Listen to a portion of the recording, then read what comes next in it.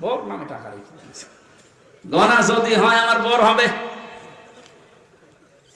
এরপরেও যদি গোনা হয়ে যায়, যে বসে বসে জিকির করি, এটা খেলা করার জন্য না। এই জিকিরের সাওয়া আবার ওই গোনা কাটা কাটি, মাঝখানে জান্নাতে যাব ফাও।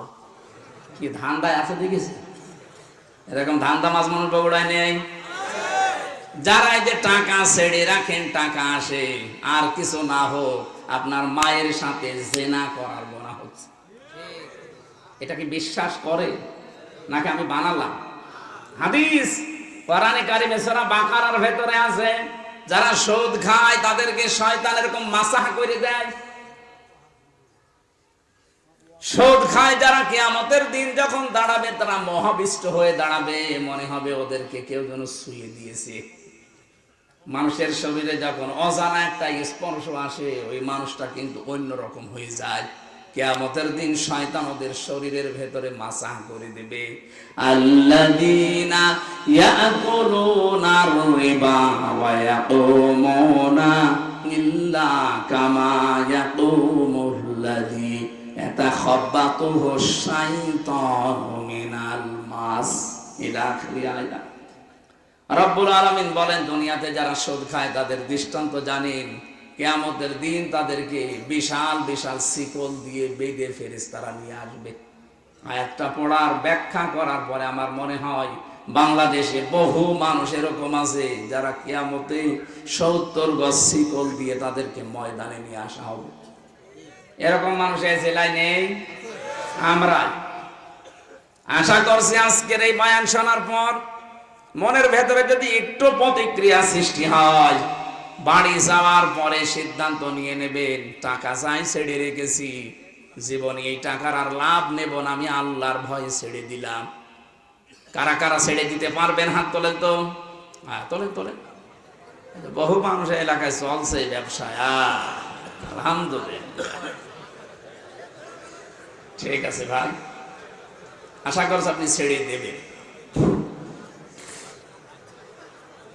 বগুড়াবাসী খেয়াল করে শুনবেন, রব্বুল আলামিন যেটা বোঝাতে চেয়েছেন স্পষ্ট দলিল আর প্রমাণ দিয়ে আমার বলার দায়িত্ব জীবিত মানুষদের সামনে, কিন্তু পরিস্থিতি আমাদের অনুকূলে ছিল না, এই জন্য জীবিত মানুষদের সামনে আমরা বলতে পারি নাই। আমরা বলতাম মানুষ মরে গেলে, যে লোকটা সুদ এভাবে খেতে খেতে মারা যায়, আল্লাহর কোরআন জানিয়েছে যারা সুদ খেয়ে মারা যায় এই মানুষগুলোর সম্পদ তাদের কোনো কাজে আসে না।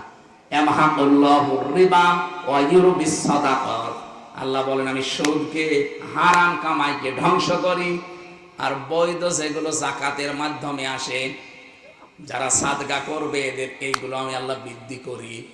এই আয়াতটা যে কত বাস্তব, 2024 সালের 5 আগস্টের পরে আমি আয়াতটা মিলিয়েছি, 100 ভাগ এগুলো মিলে গেছে।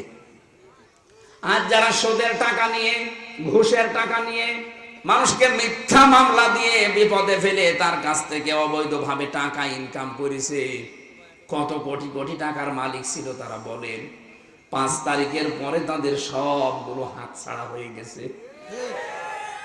12 কোটি টাকা, 15 কোটি টাকা দামের গাড়ি রাস্তায় পড়ে আছে, মালিক নেই। আমি কি বানিয়ে বলছি? এটা হয়েছে না? 12 কোটি টাকা দিয়ে যে লোকটা একটা গাড়ি কিনতে পারে, তার টাকা আছে কত বলেন তো? আপনি চিন্তা করতে পারেন, 12 কোটি টাকা খালি গাড়ি কিনেছে, অথচ এখন 5 তারিখের পরে নিজে এসে বলবে যে গাড়িটা আমার, এই সাহসও তার নেই। বললে সে ধরা খাবে। এই জন্য মালিক নেই, পড়ে আছে রাস্তায়। কোরআনে কারিমে আল্লাহ 1500 বছর আগে বিশ্ব নবীকে আয়াতটা শুনিয়েছেন, হে নবী, ফাতিল কাবুয়ুতুহুম খাবিয়াতাম বিমা যালামু ইন্না ফি যালিকা লায়াতাল লিকাউমিন ইয়ালামুন। হে নবী, ওইদিকে তাকাতে পারেন না? এইভাবে আল্লাহ দেখাচ্ছে, ফাতিলকা বুয়ুতুহুম, বাইতুনের বহুবচন বুয়ুত, হোম দিয়েছেন আল্লাহ।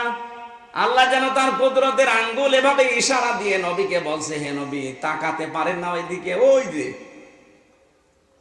ফাতিলকা বুয়ুতুহুম খাওয়ায়াতাম বিমা যালামু, ওই যে জালেমদের ঘরগুলো আমি আল্লাহ কিভাবে উজাড় করে দিয়েছি তাকান। আমার তো আয়াতটা পড়ার পরে 2024-এর 5 আগস্টের কথা মনে পড়ছে। দেখেন 2024-এর 5 আগস্টের পরে দেশে যত জালেমের ঘর ছিল অধিকাংশ ঘরগুলো আজ উজাড় গৃহ হয়ে গেছে। আমি তো আমার কুষ্টিয়ারটা বলছি, কি দাপট ছিল হানিফ সাহেবের, কি আমি নাম ধরে বলছি এই কারণে, কারণ আমি নিজে দেখে এসেছি তার দাপট কি।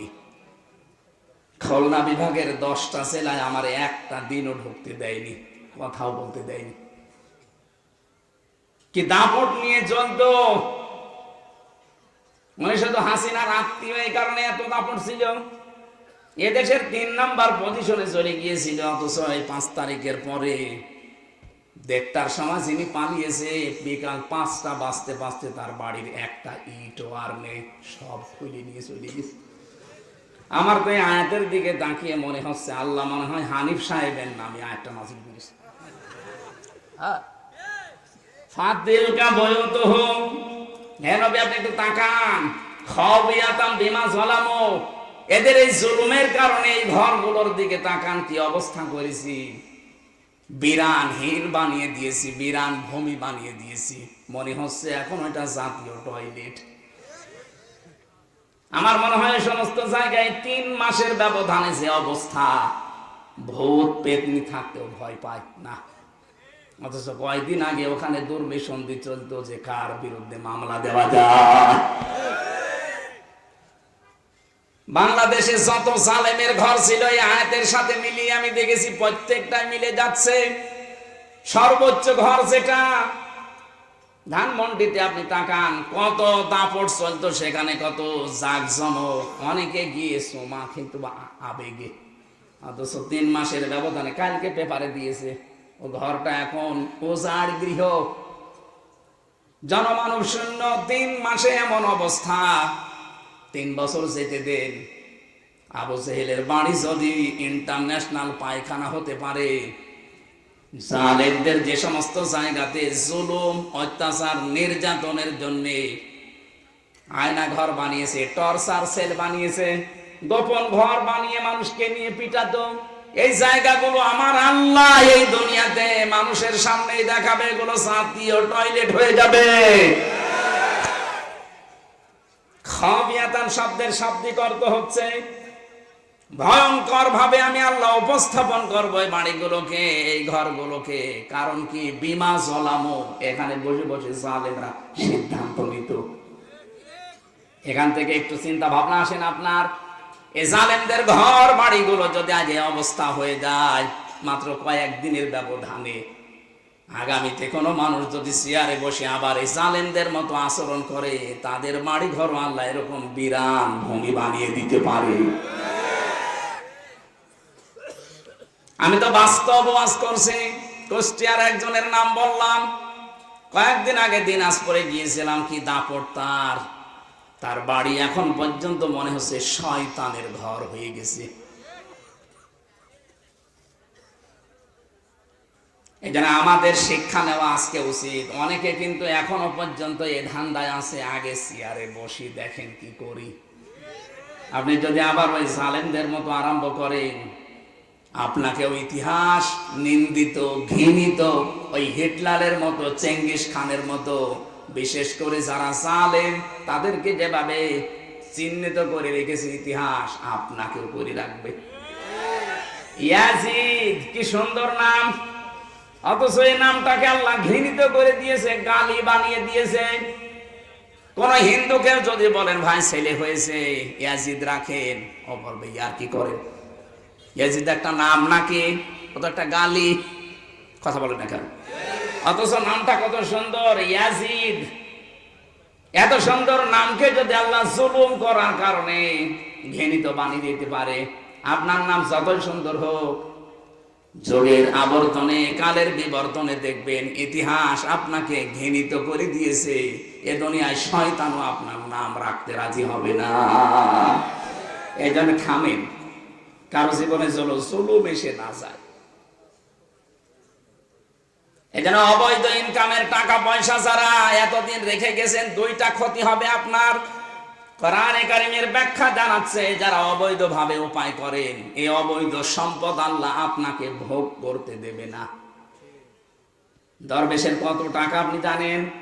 বাংলাদেশের শ্রেষ্ঠ ধনীর তালিকায় তার নাম।